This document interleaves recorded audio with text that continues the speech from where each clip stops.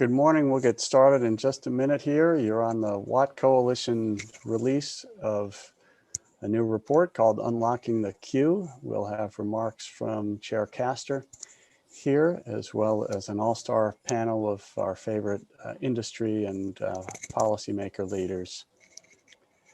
The Watt Coalition, I'll just say, as a few more people are joining, is a coalition of currently 6 advanced technology companies. You can find more about it at watt-transmission.org.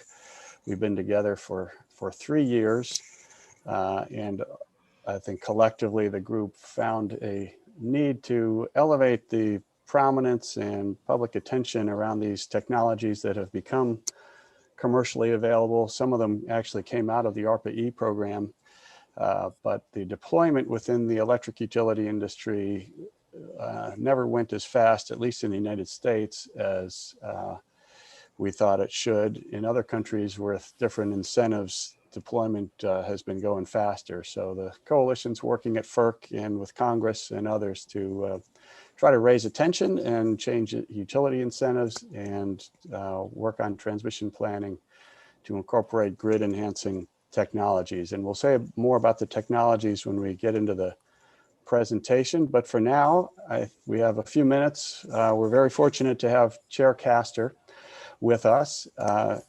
Kathy Castor is a Democrat from the Florida 14th District, the Tampa area. As far as I can tell, she's never lost by, or never won by less than 20 points in her election. So she's been around for 16 years or so, and looks like we'll be around for a long time. But she's on the very important House Energy and Commerce, Energy and Power Subcommittee, as well as the chair of the Select Committee on the Climate Crisis, which is where we interacted. Their excellent report, staff report on the climate crisis and all of the things that need to be done for climate includes many things, but one of the building blocks is increasing transmission capacity and efficiency, and that talks about grid enhancing technology. So she's a leader on this issue, and we really appreciate that attention. And for that, we welcome you, Chair Castor, and look forward to your remarks. Well, thank you very much, Rob. It's great to join Working for Advanced Transmission Technologies, the whole coalition, at the release of your report. Thank you for mentioning the work of the Select Committee on the Climate Crisis and our major report last year, our Climate Crisis Action Plan. And I want to give a shout out to Fatima Ahmad, who is one of our senior advisors and is on this webinar today. She's outstanding, and thank you for your input in helping us develop our policy recommendations. But this is a very important time to be discussing how we upgrade and expand the electric grid in America. It's never been more urgent. As we speak, there are many families in Texas who are recovering from an energy and humanitarian crisis. My heart goes out to those families. I'm heartened to see that the energy and water situation there is starting to stabilize, but we need to make sure that this never happens again. And I'm grateful that Watt has answers on unlocking the queue with grid enhancing technologies and renewables. A lot of what is happening in Texas can be attributed to a lack of preparedness. In short, the state failed to make vital investments in their grid. They failed to invest in the infrastructure that can withstand extreme weather. So everyone must learn from this lesson and do more to prepare for these costly climate impacts.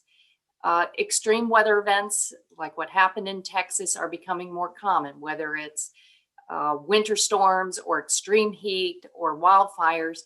These climate impacts are impacting everyone, and it's costing us a lot of money to respond. So that's why it's important for us to invest in the resilience of our energy system. But we should be clear, the crisis in Texas demonstrates that we need more clean energy, not less. And as the crisis unfolded, some of my GOP friends tried to blame all kinds of boogeymen to try to skirt responsibility for the lack of preparedness. But we all know that clean energy did not cause the power failure in Texas. In fact, the early data shows that the blackouts were mainly caused by losing generation from natural gas and coal plants, and because of problems at those plants and with the fuel supplies. These plants had not been weatherized or upgraded in ways that could have helped the grid withstand this extreme event. And improvements were recommended years ago, but they did not follow through. So with time, we'll get to the bottom of those failures so we can ensure that this does not happen again. But what we know is we need more clean energy and more investments in resilience. And we cannot wait for another disaster to strike before we take action. That's why, along with President Biden, we have a plan to invest in stronger infrastructure and improve grid resilience. Bring in these modern tools to help strengthen our entire system. We already took an important first step. We elected a president who puts the public interests over the special interests. We now have an entire US government that is committed to climate solutions and is looking at major investments in clean energy and modernization of the grid. Look no further than President Biden's, who President Biden tapped to lead the Federal Energy Regulatory Commission, Richard Glick. We're so excited about Chairman Glick's leadership and the solutions that he and FERC will move forward. But they're going to need everyone's help. So this Watt report comes at a very good time. So how do we unlock the incredible potential of the grid? I think it boils down to making progress on two fronts. Looking at what's in front of us and updating existing infrastructure to make sure it's resilient to climate impacts, and looking to the future and quickly ramping up renewable clean energy sources and expanding the grid so that every American has access to these clean resources. Making good on these goals will create lasting benefits for so many Americans and businesses, including their health, their jobs, and their pocketbooks. And we know that bringing more renewable energy online is within our reach. There's been study after study recently that demonstrates this.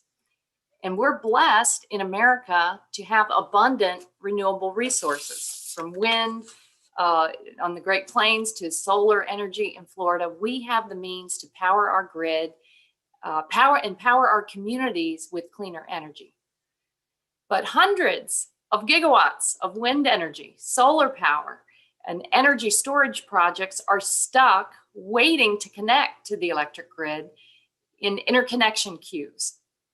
So our next step is to clear out these queues and get zero emission electricity to as many homes and businesses as we can. And that's why I'm excited about the release of the Unlocking the Queue report today. We need creative ways to connect our abundant renewable energy resources to the grid and help make clean energy a reality for families all across the country. Now, last Congress, in our Solving the Climate Crisis Action Plan, we consulted, in development of that plan, we consulted with hundreds of experts, businesses, unions, environmental groups, community groups. It has been called the most well thought out plan for addressing climate change that's ever been part of US politics. And thanks to those of you out there who provided input. But now the task is clear. We've got to enact those policy recommendations into law. And they need to be bipartisan, and they need to be durable, passed into law, and not done through executive action if we can help it. On interconnection queues, we heard two things. One, our current system places all the cost and burdens of network upgrades on developers, and that isn't working. And two, we also don't seem to be taking advantage of the important grid enhancing technologies that are already available today and could reduce cost and make the grid more efficient. And I can tell you, most members of Congress don't have electrical engineering degrees. I think if you remember a year or two ago when we were examining big tech and Facebook, it became clear that members of Congress don't have a lot of sophistication when it comes to technological issues. That's why we need you all to press policymakers, help educate us, inform us about what is out there, what is existing, and the fact that these grid enhancing technologies can provide short-term relief from grid congestion while we figure out the larger strategy to build new transmission lines. This shouldn't be an issue that gets bogged down in partisan politics. I hope not. We already have the technology today that can more closely monitor transmission lines to improve their performance, control electricity flow to ease congestion, and use software to reconfigure the electric grid to avoid areas of congestion. So we want to keep working on those solutions to bring down the cost, to adopt new technologies, and expand access to clean energy. Our Climate Crisis Action Plan did call on FERC to encourage deployment of advanced transmission technologies and to incentivize the kinds of technologies that we need to improve capacity and efficiency of the bulk electric transmission system.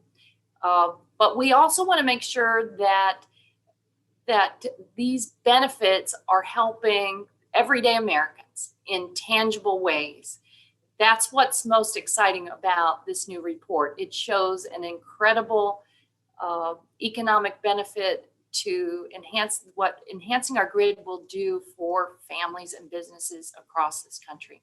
Just in Kansas and Oklahoma, the report identifies cost savings of $175 million per year and an investment that would be paid back within 6 months. And not to mention other benefits like the creation of local jobs, increased tax revenues, reduced greenhouse gas pollution, and doubling new renewable energy capacity within 5 years. It's such a win-win for American families and communities. And this is just in 2 states.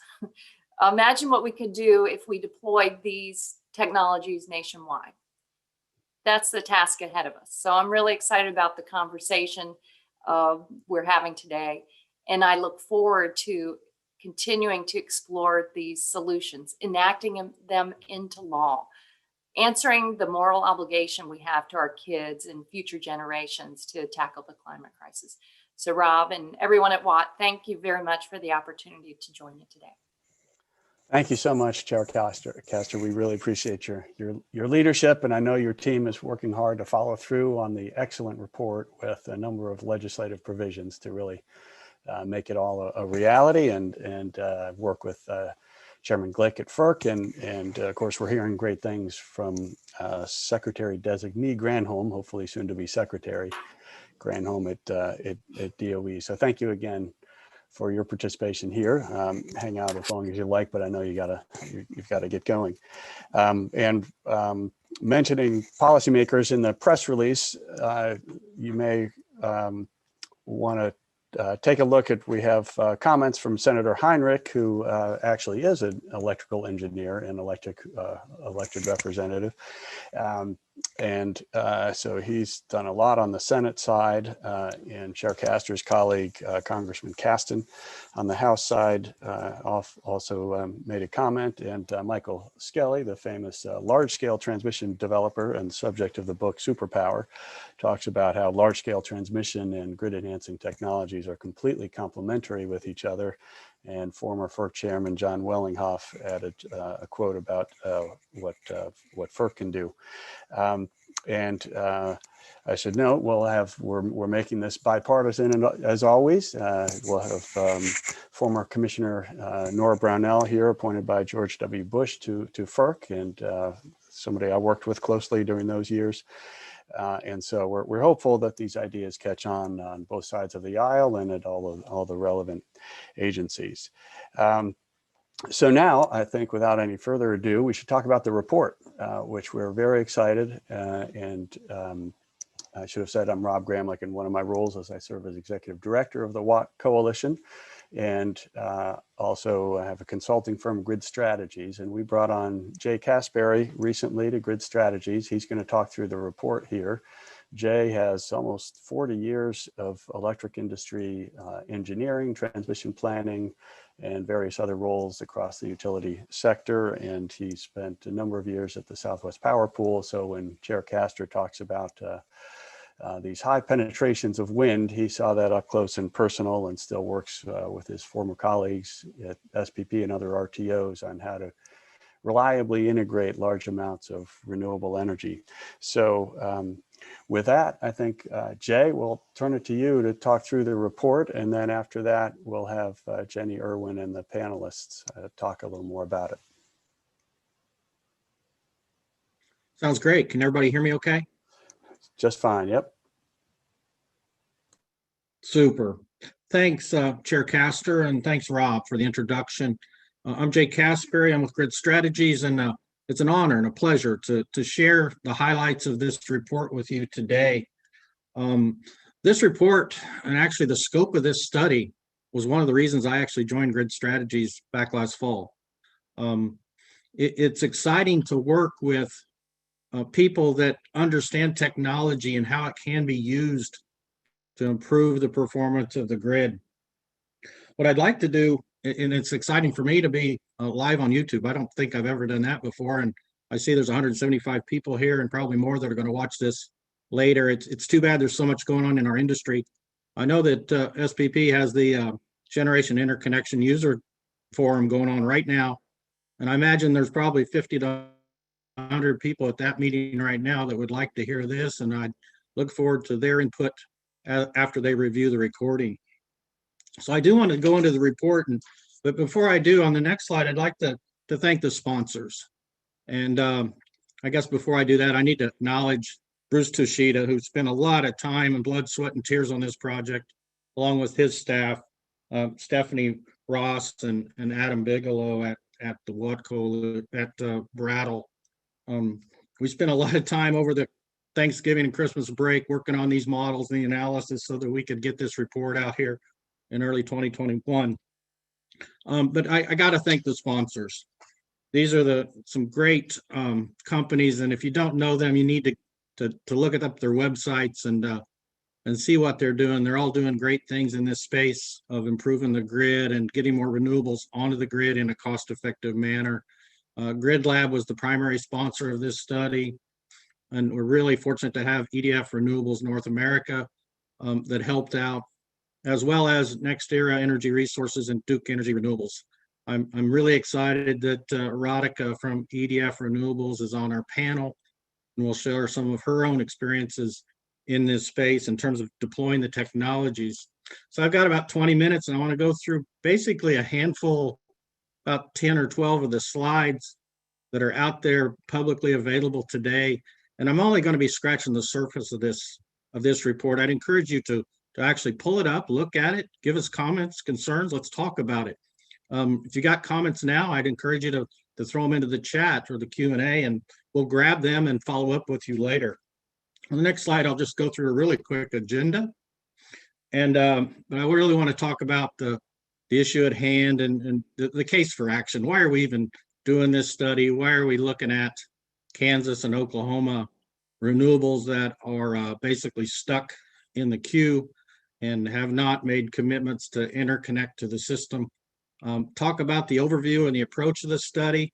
We actually shared the study scope and approach with the Economic Studies Working Group at Southwest Power Pool back on February 4th. Bruce Tushita helped a lot with going through the details of the methodology and what we did to the modeling. And we look forward to actually now sharing the results and then furthering that dialogue and that conversation with you and others who are interested in it. So we'll actually share the results for the first time today. And I'm sure there's going to be much more follow-up in terms of that. So let's go forward and talk about the issue at hand and the case for action. We all know that there's a big push to get more and more clean energy on the grid. A lot of a lot of interest by private entities, whether that's utilities or corporations or institutions, to get to decarbonized energy sources. We see that all over the nation and even all over the world. And it's not just at the local level with cities are doing it or counties, but it's also at the state and federal levels. It's all over. It's amazing to me the commitments that have been made to get to 80% lower carbon by 2030, or even some of the Biden goals of getting to 100% renewable by 2035. That's very aggressive, and we can do it. I mean, if we can put a man on the moon, we can do this, and we need to work together to make it happen. Also, the benefits of these projects, these renewable projects, are large scale. You know, transmission enables and defines markets, but it provides tremendous opportunities to move clean energy across the nation. And we've seen that in the SEAM study. We've seen that in all these other recent reports on the value of building out the grid. It actually is a prerequisite if we actually want a clean energy future that's cost effective. We have to be able to take advantage of these really high quality renewable resources across our nation and move them. And we can do that with the macro grid, and we can do that with a lot more interregional transmission. But this map here is a recent a diagram from the Smart Electric Power Alliance that shows where territories and utilities have made significant announcements to reduce the carbon in their footprint. Let's go forward. We all know about that. And there's also other roadblocks that we're experiencing in integrating renewables. The biggest one is getting transmission built. It takes so long to build large-scale transmission projects that I don't know if we can wait for that. And I think that's where grid enhancing technologies fits in here. Last year was a record year at Southwest Power Pool. You know, when I started there in 2001, there were 0 utility scale wind farms on the grid. Within several years, we started a regional market, I guess 10 years later, and then and looked at doing things differently in terms of our operations to effectively integrate more and more amounts of renewables. Back in 2006 and 7, we hired Brattle to do a wind integration study for Southwest Power Pool. And at that time, we were looking at 20, 30, and 40% penetrations on the system. We even had a problem solving the 40% scenarios in the models. And so that just shows you how far we've come. Last year, wind was the leading energy resource in the SPP market, more than coal. And it's projected to even increase. And the other thing, at least in Southwest Power Pool, and I think in other markets, is the significant inrush of new solar projects, as well as hybrid solar and battery projects, as well as wind and battery projects that are being proposed to take advantage and time shift that energy so that we can move it around. But transmission is the constraint. And if you look at the GIQs, you'll see 750,000 megawatts of renewables that are under study or stuck in the queues. There's a huge timing gap. These renewables could be developed in a matter of 12 to 18 months, much faster than transmission lines, which take 5 to 10 to 15 plus years. It really depends on the challenges with permitting and siting. We all know that utility scale renewables are very cost efficient right now. They're very competitive with gas resources, and obviously cheaper than coal. So we're going to see more and more renewables try to get on the system. And the way that we think we can do this quickly and cost effectively is through grid enhancing technologies. We can use this to take full advantage of the existing infrastructure. We're going to talk a little bit about that in upcoming slides. Let's move on to the next slide if we can. So the goal of this study was to basically identify how many additional renewables that are stuck in the queue could we add to the power system in a reliable manner using grid enhancing technologies. Grid enhancing technologies really improve transmission operations and the market efficiencies in the near term, but they can also help the planning processes. One thing that I'm really excited about in terms of like dynamic line ratings is the sensors that are used to monitor the actual performance of the conductor and the towers and the clearances and all of that. The data that you can get through these sensors is really valuable. And it not only helps today's decisions or the real-time value of the rating of the line, but also what could be available tomorrow in terms of transmission capacity forecasting. The algorithms are really good right now, and they improve every day in terms of dynamic line ratings. In addition, you can also get algorithms and data from the dynamic line rating sensors to understand the condition of the assets, to help with better maintenance and long-term capacity planning purposes, to get the right transmission expansion projects in your portfolio. So DLR is a hot topic. It's at the FERC right now with the NOPR on managing line ratings, and it'll be very interesting to see how that comes out. But dynamic line ratings are basically just using available information to know exactly how much capacity is available in that transmission line before you overheat it and before it sags too much. Other grid enhancing technologies include advanced power flow controllers. The industry has used FACT devices and phase shifting transformers and phase angle regulators over decades to help shift the power flows across interfaces and critical lines. It wasn't that long ago that SPP added a rather large phase shifting transformer out in western Oklahoma at Woodward to actually manage the congestion that was forecasted in that area due to wind farms being added to the system. That the second wind speed 345 kV line to Oklahoma City was being delayed a little bit. So they added a transformer that would actually shift the impedance of the power system and force the flows off of the underlying 138 kV system to get them back up onto the 345 kV system where there's much more capacity. Advanced power flow controllers are very similar. They change the effective impedance of the transmission system in a way that you can add impedance, which would become an increased barrier to flows and actually lower the flows on critical elements. Or you could actually lower the impedance of a transmission line that would actually pull power from other lines across underutilized facilities. The last type of grid enhancing technology that we look at in this study is topology optimization. And this is a software solution that's been developed through ARRA.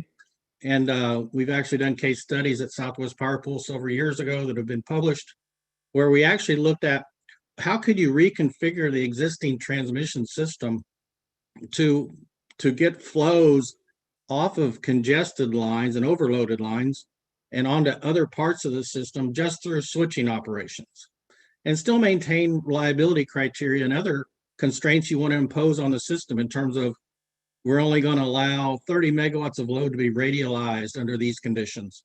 Topology optimization has been used by operators for years. They haven't done it in a systematic and automatic way to help inform decisions. They kind of do it as a one-off. But I think you're going to see more and more of interest in reconfiguring the existing system to allow us to take advantage of latent capacity on the rest of the grid without jeopardizing security or reliability in any way. Let's go forward to the next slide and talk a little bit about the overview of the study. So the goal of this study was to analyze how much additional renewables that are in the queue could we add using grid enhancing technologies. We decided to focus on a region or sub-region within Southwest Power Pool of Kansas and Oklahoma, and we decided to look at conditions under 2025 projections and models. The map on the right there is a little old. It's from the late 90s when SPP was just setting up its regional tariff. But it actually shows a lot of balancing authorities that don't exist today. Things have been consolidated. But I do remember after SPP did install the regional tariff back in the late 90s, we actually saw significant changes in flows on the system, and this is way before renewables. And as a result, there were constraints on the system between the Lacine power plant in southeast Kansas and the Kansas City metropolitan area. There were constraints. And actually, KCPL at the time, which was a co-owner of that plant, and with Westar and others, they decided to install dynamic line ratings on that line because the flows were much higher as we operated a regional transmission tariff compared to what happened when we had individual balancing authorities doing their own scheduling for service to their own loads. So it's exciting to me that here we are about 20 years later, where we're talking about using new types of dynamic line ratings to actually facilitate more and more transactions that are needed. Within the existing SPP queue, and that the queue at SPP is probably 100 gigawatts of renewables yet to be studied, and there's about 9.4 gigawatts of renewable resources which actually have a signed interconnection agreement within the states of Kansas and Oklahoma. So this study is actually going to look at those resources which have gone through the study process and see how many of those could we effectively integrate into the system without violating reliability criteria. Fortunately, a lot of the constraints in these models and these simulations are thermal and voltage issues. We don't get into stability issues, which are much more complicated. But one of the reasons we looked at this was also because in the integrated transmission planning reports back in 2019, SPP staff identified significant congestion in southeast Kansas and southwest Missouri, as well as eastern and central Oklahoma. So that's one of the reasons that we decided to focus on this area. And we're going to look at some metrics too of these combined applications of these grid enhancing technologies, and the order that you deploy these technologies matters. So we're not sharing detailed results of each technology, but we're looking at the aggregate benefits of all these technologies.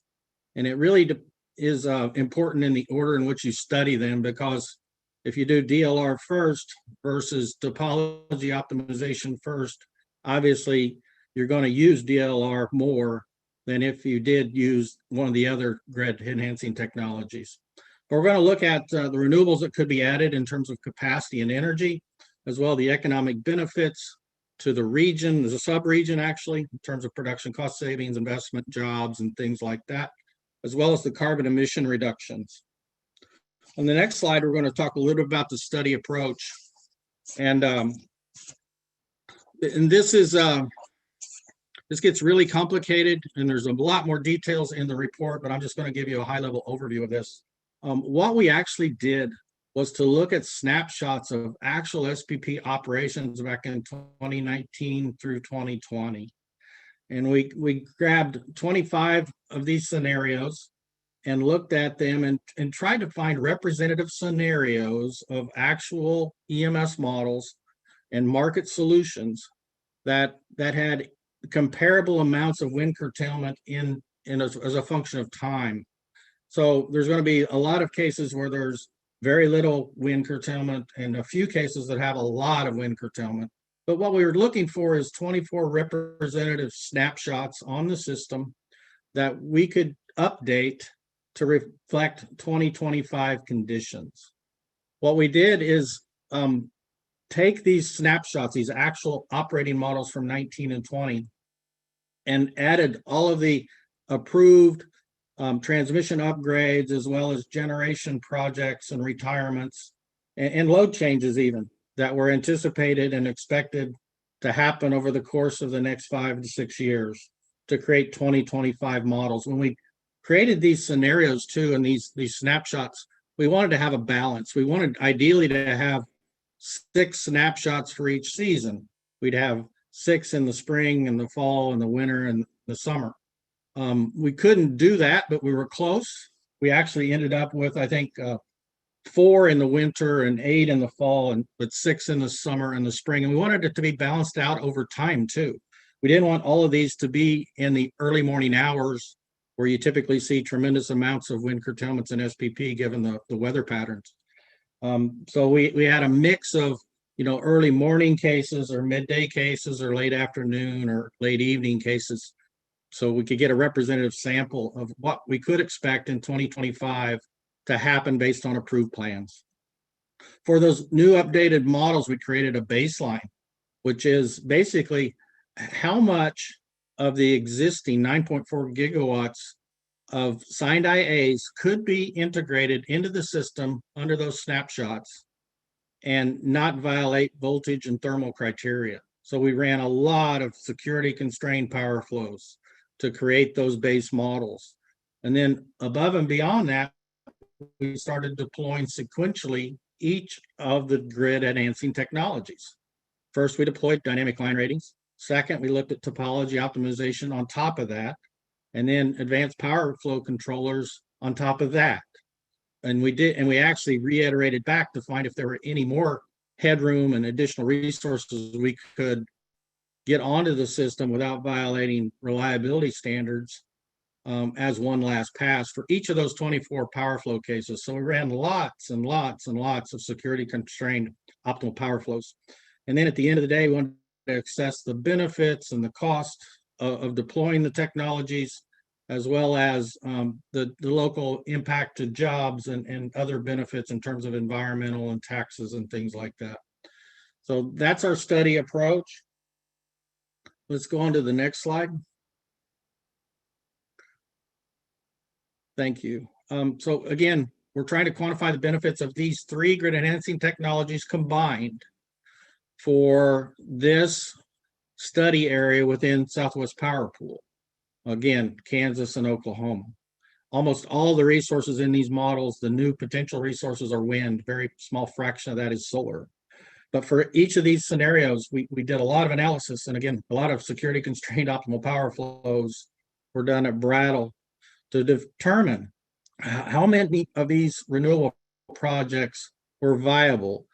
And a big part of that is not just finding where the transmission congestion was that grid enhancing technologies could solve, but we had to also deal with a lot of minimum generation constraints for the other resources in the models. And we were pretty conservative in terms of redispatch too. We didn't touch the nuclear units, and we didn't touch imports and exports within SPP. So all of that was fixed. And we were looking at what could we do with the other resources that were dispatched in each of those 24 scenarios. And then how many renewables could we bring onto the system? And one other key thing about this study is this 5% curtailment threshold for viability assessment.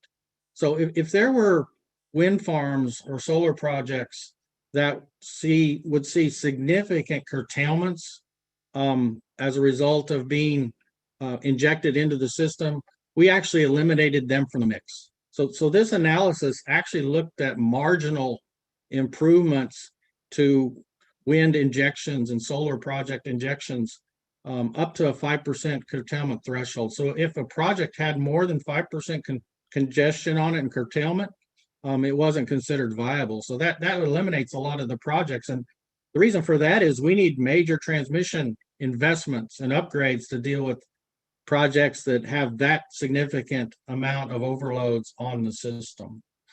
With that, I'd like to go forward to the next slide and start to get into some of the results. I think this is the exciting part. And I hope you have questions and start throwing things into the Q&A in the chat. So as I mentioned before, if you look at the top right, you can see how many potential renewable projects are in the queue that have signed IAs. And as you can see, there's 3.4 gigawatts of wind and 120 megawatts of solar in Kansas for about 3.5 gigawatts of potential projects. And we have a little bit more than that in Oklahoma. We got almost 5.8 gigawatts of wind projects with signed IAs in Oklahoma, and about a comparable amount of solar for a nice round 5.9 gigawatts of potential projects in Oklahoma that were added to these models. As you can see, the total got up to 9.4 gigawatts of potential renewables across both states. The majority of that are wind projects with signed IAs. So we developed the base cases I mentioned, and then we started looking at the potential benefits of the grid enhancing technologies. As you can see in the base case of that 9.4 gigawatts of potential projects, we could effectively integrate 2.58 gigawatts of projects. The majority of those were new wind projects in Kansas and some wind and a little bit of solar in Oklahoma. You see 1.7 gigawatts of new wind in Kansas and about 0.9 gigawatts of wind and solar projects in Oklahoma. Now that's in the base case with 2025 conditions forecasted in terms of load and resources and new transmission projects. And it's not just transmission projects that SPP customers are paying for. It's actually all projects. A good example of that is the Jaybird or Jayhawk Wind sponsored upgrade project in Kansas. Here's a wind farm that's got a constraint and is offered to pay for a project that's been approved and is actually in the plans for SPP. But it's not being paid for by SPP customers. It's being paid for by that wind developer to help their outlet. So projects like that are there, along with, a billion or two other projects that have been approved under the SPP regional planning, as well as generation interconnection and transmission service processes. And one thing to notice is that the middle case, that with the grid enhancing technologies in aggregate here, we see that we can integrate basically twice as much of the renewables that are in the queue today in SPP using dynamic line ratings, topology control, as well as topology optimization. And you can see that the grid enhancing technologies don't have a significant effect on the additional amount of renewables in Kansas. They're only increasing by about 200 megawatts.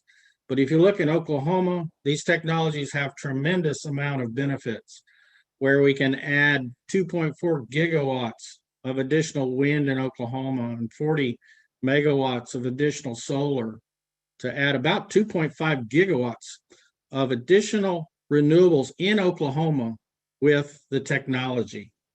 And if you add up the Kansas impacts, you're getting up to 2.7 gigawatts of additional resources that can be added to the models and keep the system reliable and still within criteria by using dynamic line ratings, topology control, and advanced power flow controllers.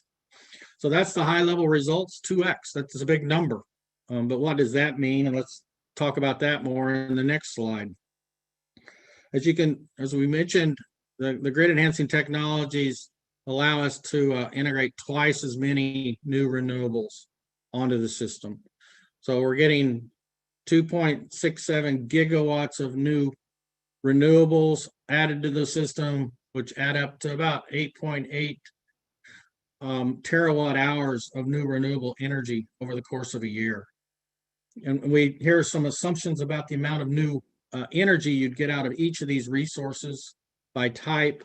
The 2.6 gigawatts of new wind would produce 8.7 terawatt hours of energy over the course of a year. And the wind, you see similar amounts or calculations for the amount of solar energy that we could enable as a result of new grid enhancing technologies. So the grid enhancing technologies not only help new resources get on the system, they actually help reduce the curtailments of existing wind on SPP too. It's an integrated system, so it shouldn't be a surprise to anybody that the existing wind farms also benefit from these technologies, which are being used primarily to enable new wind and solar resources to get on the SPP system in Oklahoma and Kansas. We've estimated that the cost of installing these resources is about $90 million one time, with annual O&M costs about 10% or $10 million per year. And we're estimating right now that in Kansas and Oklahoma for this 2025 study, we're projecting $175 million of annual production cost savings associated with the new renewable energy that would be on the system. And we costed that at $20 a megawatt hour, which is kind of conservative. It's actually lower than the actual LMP on the SPP system over the course of the year. But it's not just cost savings, it's jobs. So we estimate that installing these grid enhancing technologies would enable a lot of big renewable projects to be built. And the majority of these projects benefits in terms of jobs are due to new wind farms and new solar projects that would be built. You can see there's 11,000 short-term jobs and 650 long-term jobs as a result of this technology. We also looked at local benefits in terms of land leases and tax revenues. $15 million of land leases to local owners of land that would be used for siting primarily new wind farms in Kansas and Oklahoma, as well as tax revenues to local counties to help out with schools and whatever. You know, we've all seen the stories of how renewable projects have greatly enhanced the viability of some of these communities in western Kansas and Oklahoma that it's revitalized the economy and helped a lot. And also reduce carbon emissions. If we could get more renewables on our system, we project that we'd have a reduction of about 3 million tons of CO2 just in the SPP region for this case study in 2025. Let's go on to the third slide of the results. And this is, a lot of this is repetitive. Again, grid enhancing technologies allow us to integrate twice as many new renewables compared to what we could without them. The estimated savings are $175 million. Again, $90 million of cost, half a year payback, so it's significant.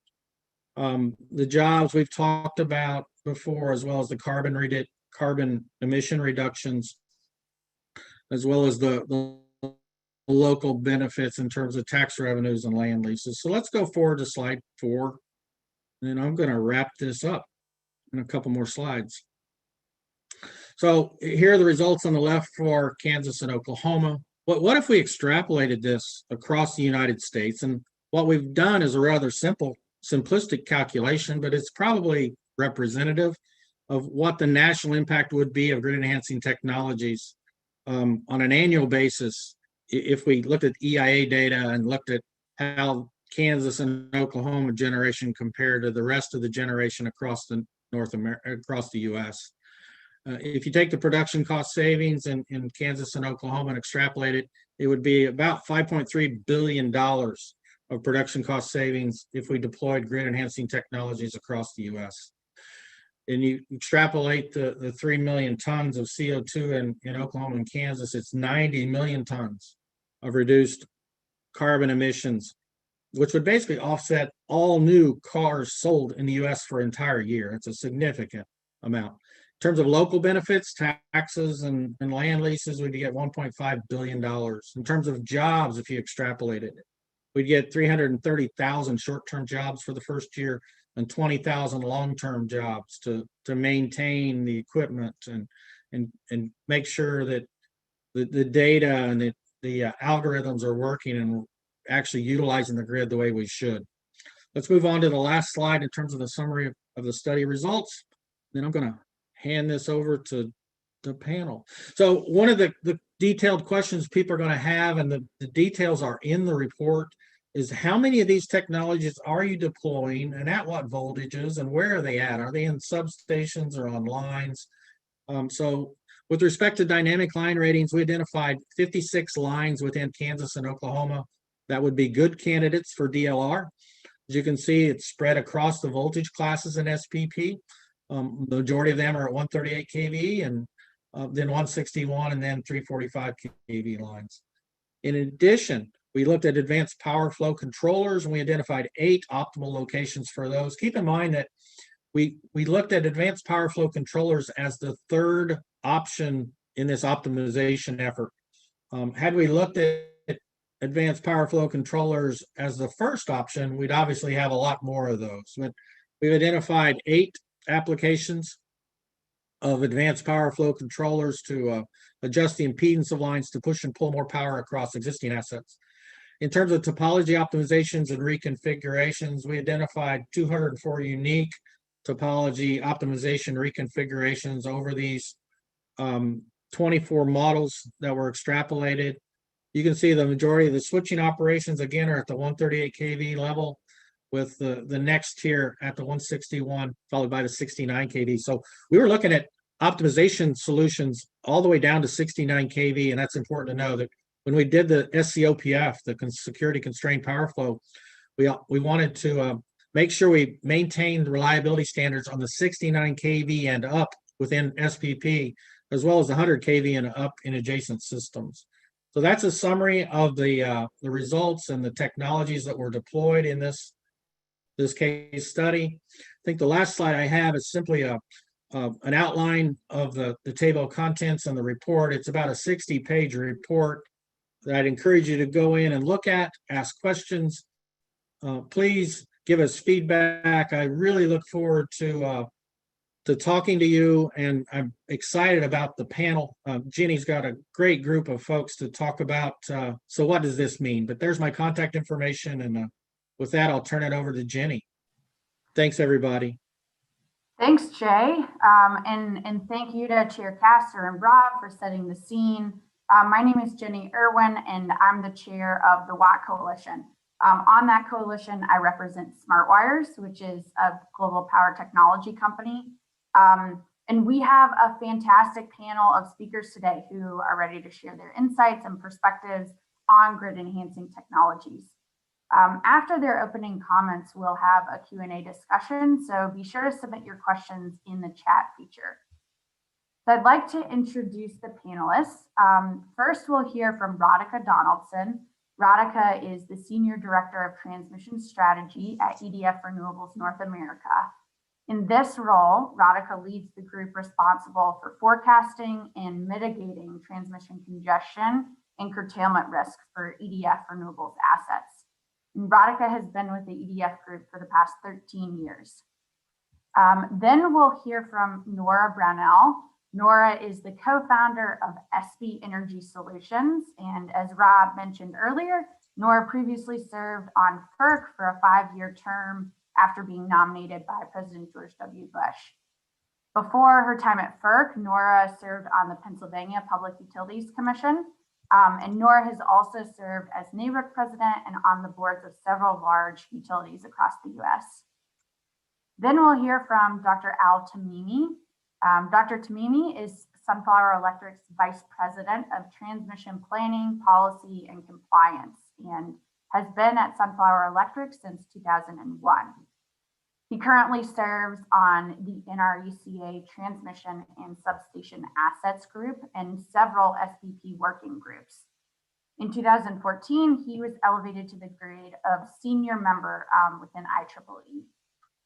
And finally, Rudy Winter. Rudy is President and COO of Wholesale Networks and US Capital Delivery at National Grid. And in this role, Rudy is leading the transformation of the company's transmission network into an intelligent, resilient system that will meet their customers' long-term needs and help enable the clean energy future. And in April, Rudy will become the president of National Grid's New York business. So without further ado, Radhika, the floor is yours. Thank you, Jenny, and hi, everyone. It's really a pleasure and an honor to be on this panel.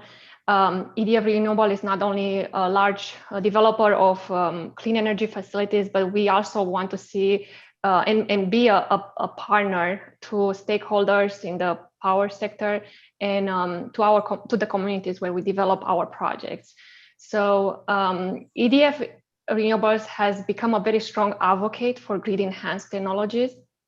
And I would say we see benefits of those technologies, both in regards to optimizing the existing grid, but also when we look at the future grid, some of those technologies could be coupled with traditional upgrades to improve and add additional benefits to the system. And why we are also seeing those technologies as potentially temporary solutions to address congestion pending more permanent upgrades. Jay mentioned a transmission build, a transmission line can take many years to get built. So to give more background on why EDF Renewables has become such a strong proponent of those technologies, I'll mention a few items. First, it has been mentioned earlier by that interconnection queue processes are chronically delayed and even dysfunctional in many RTOs. So I won't talk a lot on this, but that's a key reason why we are supporting of anything that can unlock renewables, and grid enhanced technologies are definitely part of the solution. Second, as mentioned earlier, a new transmission line can take a lot of years from the identification of the need to being permitted and put in place. And oftentimes, from our experience across RTOs in the US, sometimes by the time a new upgrade is in place, the congestion real time is already severe. So again, those grid enhanced technologies can become either a bridge solution to address congestion until a permanent fix is there, or can be coupled for more effective solutions and longer term solutions. And lastly, I would say that our interest is also driven by the fact that a renewable project doesn't remains under a lot of congestion and transmission risk even after the project is online. So the risk doesn't end after we go through those interconnection queue processes and it has been determined that it can be reliably integrated to the grid. With all our operational experience, we see that there are a lot of constraints and the grid is very dynamic and it's very constrained. You have grid outages all the time, and those grid outages can exacerbate existing constraints, non-constraints, or they can lead to new constraints. And traditionally, we have done, like PROMA studies. For those of you who are in industry, you know what PROMA is, one of those sophisticated models that mimic the wholesale market. So we try to the best of our ability to forecast the congestion risk, both medium term and longer term. We have looked at sponsor upgrades. Jay mentioned a sponsor upgrade in SPP. We have done that as well in SPP, but there is more to do because the congestion risk, it's real and is very painful to many of us here in the renewable industry.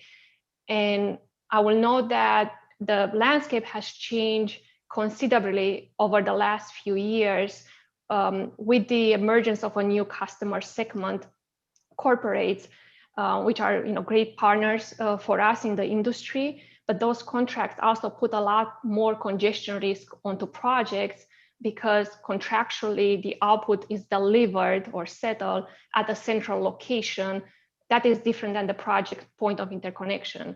In the industry, we call that basis risk, but essentially the contracts put a lot more exposure onto renewable projects. And you may say, oh, this is a cost to generators, but it's also a cost ultimately to ratepayers because anytime when you have a constraint in the system, low cost energy cannot be delivered to loads. So in this new environment with a lot more risk due to the nature of the state of the grids in many RTOs, and also with contractually having more risk, we at EDF started looking at those grid enhanced technologies. And I'm happy to say that we have partnered with several WAC Coalition members. For instance, in the topology optimization area, we work with New Grid, which is a WAC Coalition member, to look at for specific constraints, sometimes local or regional, can there be a solution? Can there be a reconfiguration solution? And it's been stunning to see that for virtually all the constraints we'll look at, there could be a reconfiguration solution. And those are very low cost. I mean, basically almost no cost and can be implemented very fast. So we feel like there is a missed opportunity here for addressing congestion in real time that all of us could benefit from, the system, the consumers paying less because congestion costs ultimately go to ratepayers. And we also partner with smart wires. Jay mentioned smart switches to look at the potential of those technologies to address thermal constraints. We are looking now even in Texas for their potential to potentially address stability constraints. Many of you who work and operate in ERCOT, you understand the risk of GTCs, general transmission constraints. So we have seen via our studies a lot of benefits that could be achieved by deploying those grid enhanced technologies. And this is why for the last couple of years, we have been a strong proponent of those technologies. We, via comments at FERC or trying to raise the profile of those technologies at the RTO level. For instance, in SPP, as part of a new roadmap initiative, we submitted initiatives around having processes or incentives in place to vet those technologies, to look at those technologies. But the process has been slow. So we really believe that there needs to be kind of like a top-down approach for those technologies to be implemented broadly and to achieve the benefits that the Watt Coalition study has shown and the benefits that we are seeing ourselves in the studies. Thank you. Thanks, Radhika. That's a fantastic perspective. Over to you, Nora. Great, thanks. I want to emphasize a point that Radhika made, because I think we've referenced it in the studies in a number of ways. Jay referenced it, but the economic cost of congestion, of dysfunctional and delayed interconnection queues, of the lack of transparency in data is enormous. Joe Edo did a great study on hidden congestion cost and their cost to customers and to the economy generally. And I want to emphasize that while these technologies provide a number of solutions, they also have significant impact on reducing costs that ultimately get passed on to ratepayers. And so the investment in these kinds of technologies, which people really need to focus on, is de minimis compared to the benefits that it brings. But I want to talk a little bit about how we can get this jump started, because some of these technologies have been around for a long time. This is a great study to really demonstrate with living examples why we can't avoid and shouldn't avoid upgrading our networks with these opportunities. FERC can do a number of things. And by the way, I'm thrilled that Congress is looking at it, because it's like we're all together marching in the same direction for the first time in a long time.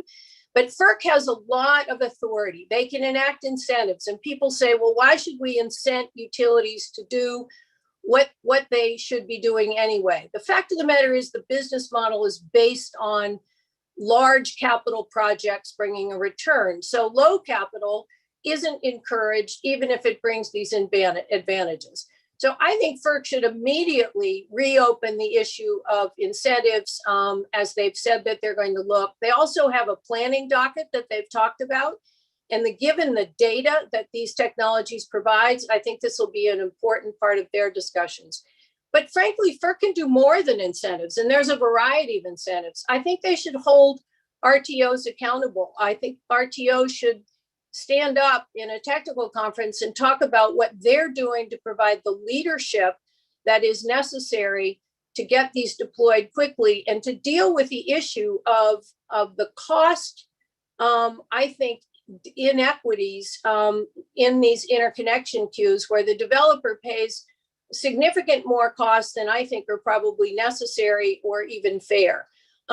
I think the leadership of the RTOs, both including the boards, and FERC has said they're going to look at governance issue, should be evaluated by how much they're doing to provide the leadership and the transparency that we need to get the deployment and to get people to understand. I think FERC can hold a number of technical conferences to educate people on the opportunities that obviously this study identifies, to help people understand why we need to do this, why we need to do it now, and what the benefits are. Because I don't think the world, and certainly a lot of state commissions, have the wherewithal to really get the understanding of the enormous impact very small capital investments can make. And I think there's a whole bunch of different kinds of things they can do instead of the traditional. They're just opening an office of public participation. I think they ought to ask customers what they want to see from their grid and how they can contribute to leading the effort, both with public policymakers on a local level. Were I a local mayor or a governor listening to what's happening in Kansas, for example, I would be pounding the drums for these. But I think FERC is in a unique position, particularly because they clearly have the support of Congress and a lot of stakeholders who are committed to a carbon-free economy and more renewables, but also who want affordability, which is first and foremost on everybody's mind. And I think we also need to respect the fact that these climate events are not black swan events. I keep hearing that. Fires and drought in Texas are not black swan events. Winter storms all over the place that are more severe are not black swan events. Rudy can talk about some of the things he's seen in the Northeast. So I think we need to be realistic about what we're confronting, not only as we transform our networks and our generation fleets, but as we look at these externalities, which are well out of our control in many ways, but certainly we can anticipate that we don't know maybe what they are or how often they are, but they are a real part of our future.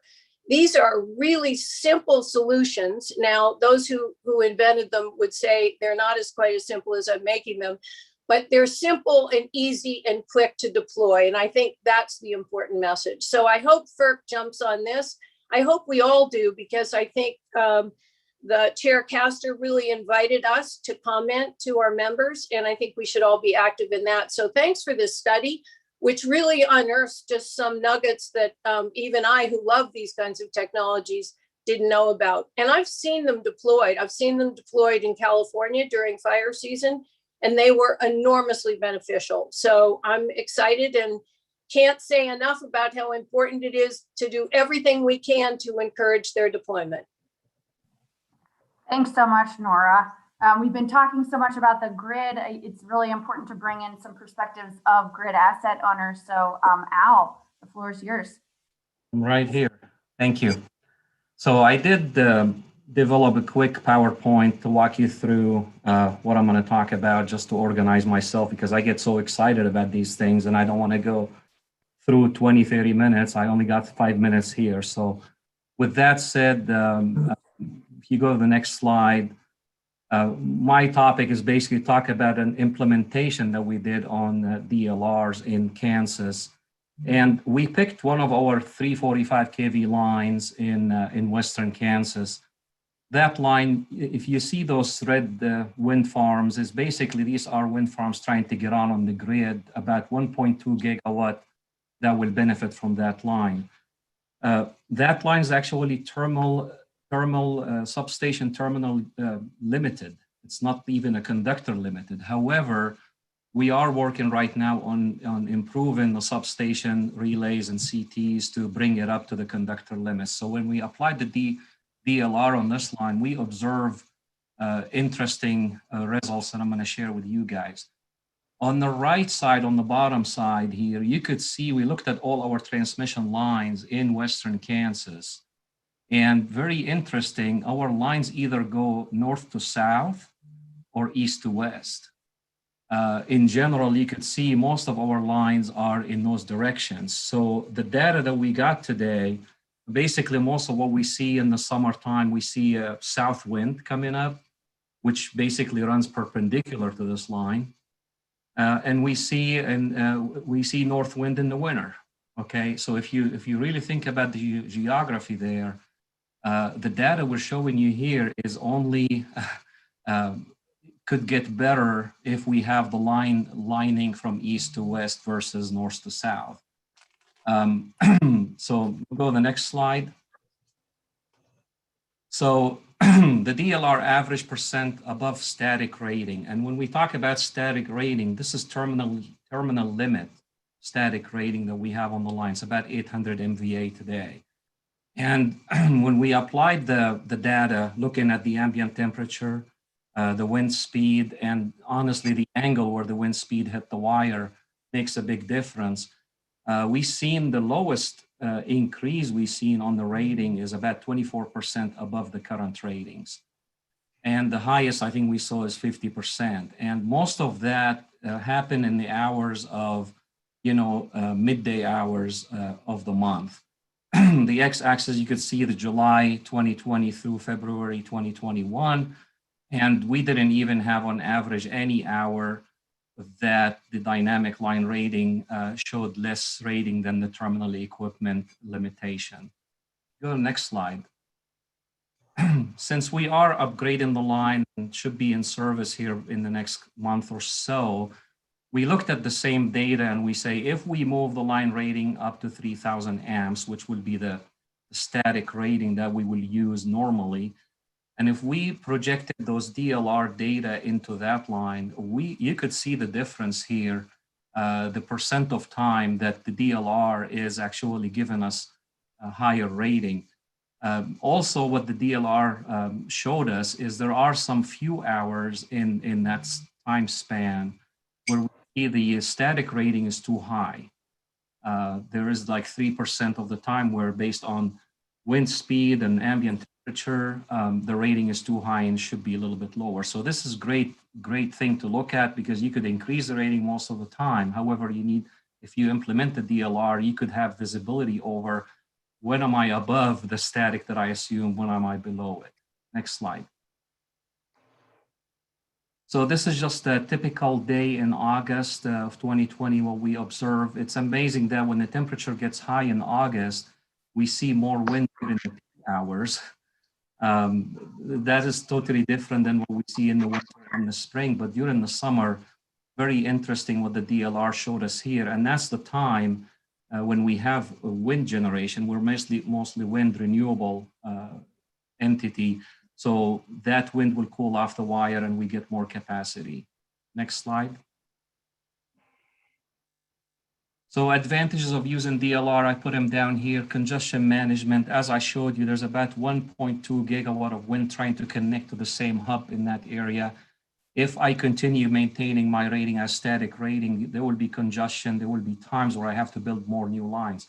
As a cooperative load serving entity, we like to save money, and these technologies can save us money. Maintenance outages also is getting complicated. With DLR, we could use that to our advantage.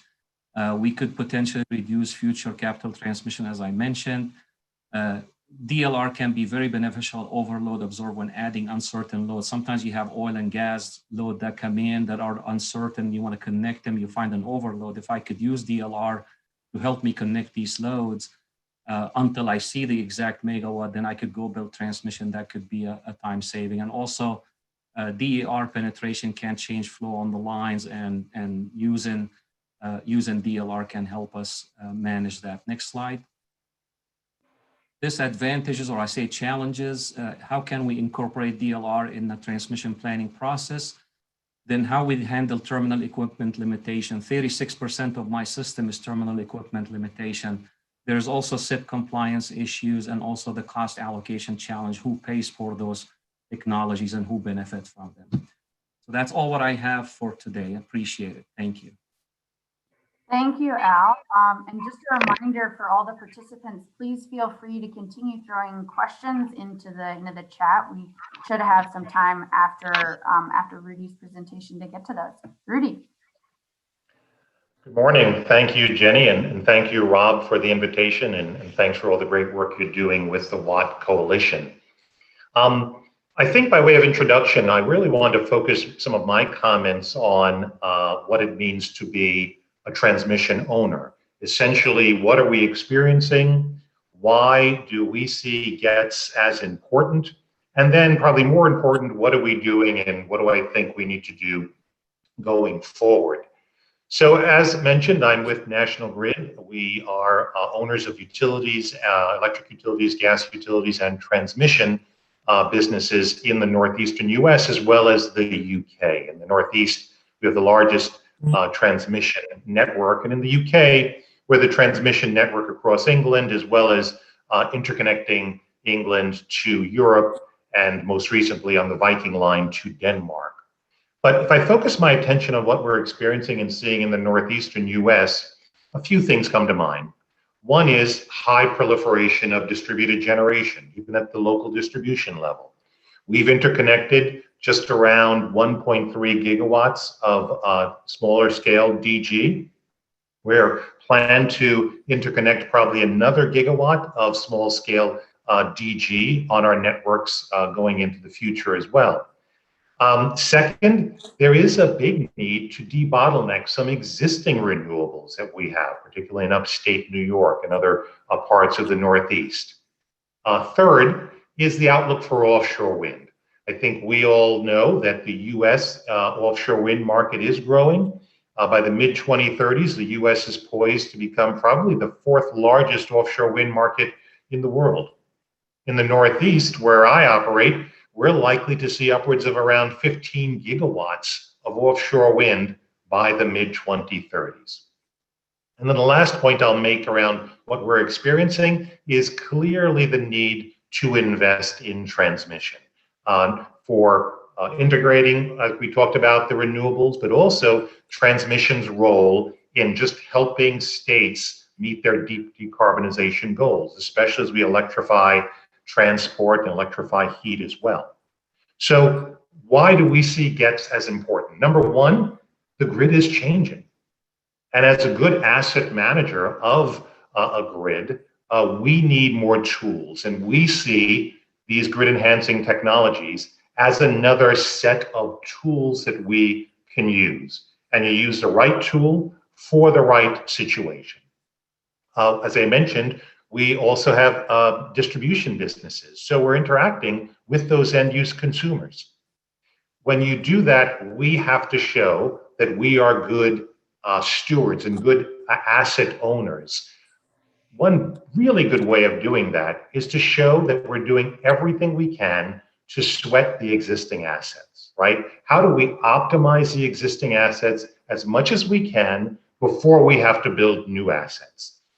So absolutely, grid enhancing technologies can be economic and drive affordability by reducing congestion, but we also see it as a tool to just be more efficient and in how we deploy our capital. So we just see it as something we're going to use, and we started using, continue using, to help drive affordability to our end use customers. And finally, the other benefit we see, and people spoke about before, is speed.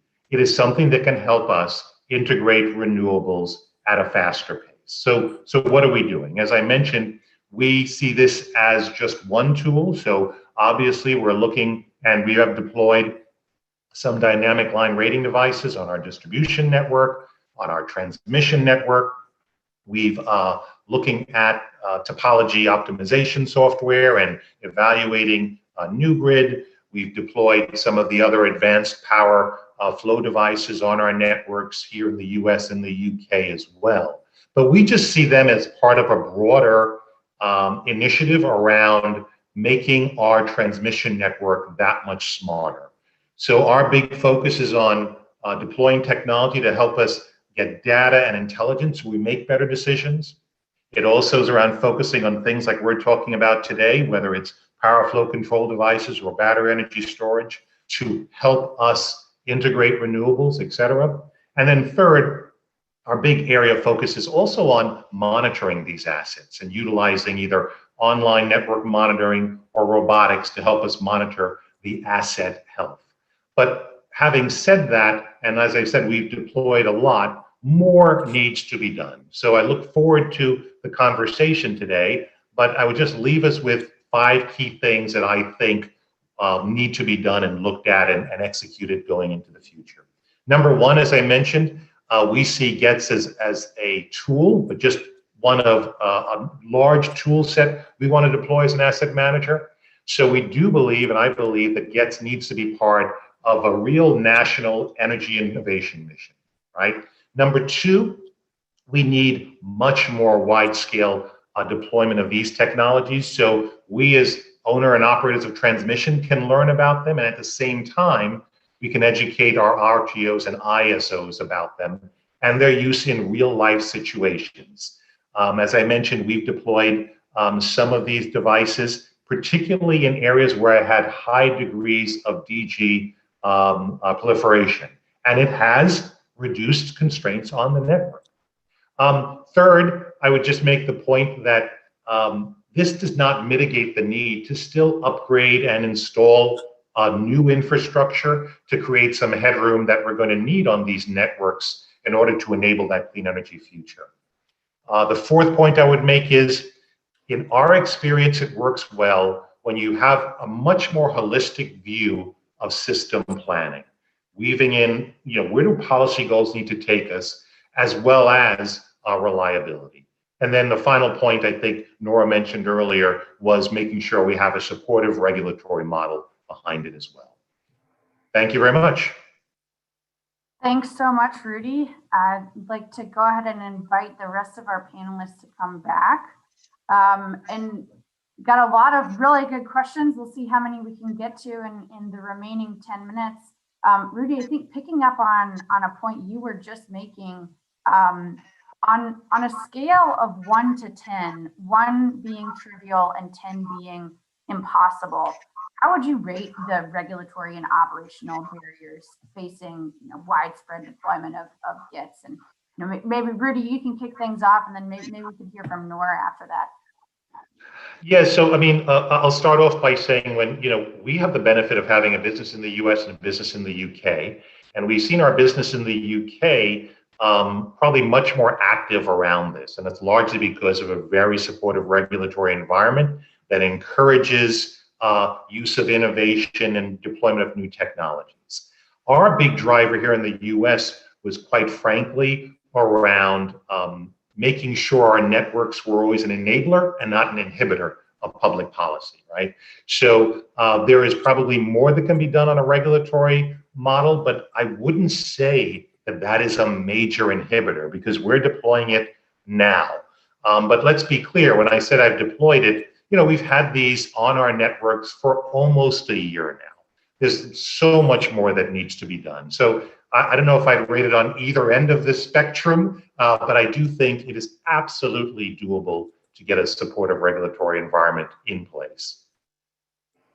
So I would just add to that, having served on Rudy's board, I've seen the differences in the regulatory model, and I think the UK does much more effectively reward innovation. In fact, they drive innovation. And from everything that I've heard from the new FERC, I think that's exactly where they're going. I think they understand that that is their role. And because they're looking at this, again, as Rudy said, from a holistic perspective, they're looking at planning, they're looking at governance, they're looking at climate change. I think they'll quickly realize, if they haven't already, that GETS actually answers a lot of the questions they're trying to get to. Particularly, I think, with regard to planning, you can't underestimate the importance of the data, and I've said that before. And being able to verify data by independent sources, which some of these sensors and technologies can do. So I'm confident that our regulators have the tools if they want to use them. And I'm quite sure that both Congress and FERC are on the right path to get us where we need to go. I think the challenge is having stakeholders, to include state commissions, really understand fully the benefits that these technologies can bring. Thanks, thanks, Nora. Oh, I would go like ahead, I would like to add to that based on kind of like all our discussions and the studies we have looked at and done, I think in some parts like New York ISO, the interest is aligned. The state has clean energy goals, significant, ambitious goals. There is an acknowledgement that there needs to be a lot of transmission infrastructure built and optimized. And the Commission is very open to integrated grid enhanced technologies. So everything is aligned. I think in other RTOs, there is this maybe culture shift that needs to happen between, like, you look at transmission constraints that have been identified in the planning process as economic needs versus looking at any constraint and maximizing, like trying to reduce congestion. Not, for instance, topology optimization is something that doesn't cost almost anything, so those could be implemented from a day to another, basically. So, but I feel like it's this shift that needs to happen, evidently all the time having reliability in mind, but from, like, you have to address identify needs, economic needs, versus looking at maximizing the system in any interval. which can be done without that particular constraint to be defined and cataloged as a identify approved economic need. Thanks, Radhika. And Al, actually, I think picking up on what Radhika just said, we had a question about, how can we increase coordination between, utilities and developers and regulators such that these things can happen in tandem? And are there opportunities for stakeholders to engage with utilities on the planning and use of these technologies? Yeah, I think that's a great question. I just want to start, first of all, physics are physics, and sometimes you just have to take care of those terminal equipment limitations, because all the technologies we're talking about today, if you don't take care of a facility that is 60, 70 years old, that has a limitation on the substation, conductor doesn't mean anything to us. Most of the congestion that we see lasts 1 to 4 hours, and a lot of times is about 4 or 5% extra capacity is what we need. And we curtail and do all the kind of stuff. But I think there should be a roadmap to implement these technologies. The roadmap should start with what are the physical limitations today beside the conductor, and have a roadmap to upgrade the grid and get it up to speed. So this way we're not limited by a CT ratio in a substation, or a relay can't protect a line. You know what I mean? If you do the data and you investigate how often RTOs and the utility can work together to identify what are those limiting elements and how much hours are they binding and how much interruption to the existing market and the future projections of renewables to be connected. It has to start from the bottom and try to start drawing a roadmap to solve these nagging problems that happen year after year after year, and nobody is doing it. We're getting the technology. Technology works for 60, 70% of my transmission system, but the rest of it, I'm still obligated to fix those physics issues. So I think the utility with the RTOs can start looking at this data, start looking at the magnitude of market disruptions or whatever you're going to say, and look about 10 years out. How are we going to get that done to incorporate all of these together to work toward a better future on renewable integration? And at the end of the day, customer bills, we'll pay a lot less money if we enable the renewables to reach the load. Right now in Kansas, I do have 3.5 gigawatt of wind on a system that is 1 gigawatt. So I'm like 350% penetration. Any congestion I have in my footprint, it's going to impact the whole SPP market. So we need to start focusing on those what we call wind-rich zones and facilitate how can we get these renewables to the hubs. And a lot of time you will see a little dinky substation causing tons of congestion under N-1, and you don't know what to do about it. And I don't know why we're spinning our wheels instead of really tackling the problem. Let's do the math, let's identify, prioritize, do a roadmap, and get rid of these minor little CTs or relays or bus bar that need to be switched to enable to open the grid. So I think the utility and the RTO can work together and try to facilitate that. But everything starts with the data and the facts without being biased toward who pays and whatever. Cost allocation, that's a whole different story. But I think let the planners do the planning before discussing cost allocation. Cost allocation is important, extremely important. But let's identify what are the problems, what are the fixes, and let's make sure cost allocation fairly allocate the cost to the cost causers. Thanks, Al, and thanks to all of our panelists. Thanks for that call to action. I think I hope everybody enjoyed today's discussion, and I wish we had a lot more time. We really ran out of time here to get to a lot more questions. But feel free to reach out to the Watt Coalition and to the panelists to continue to follow up. I'd just like to thank the Brattle Group again and the study funders and to all our speakers today for making today's event such a success.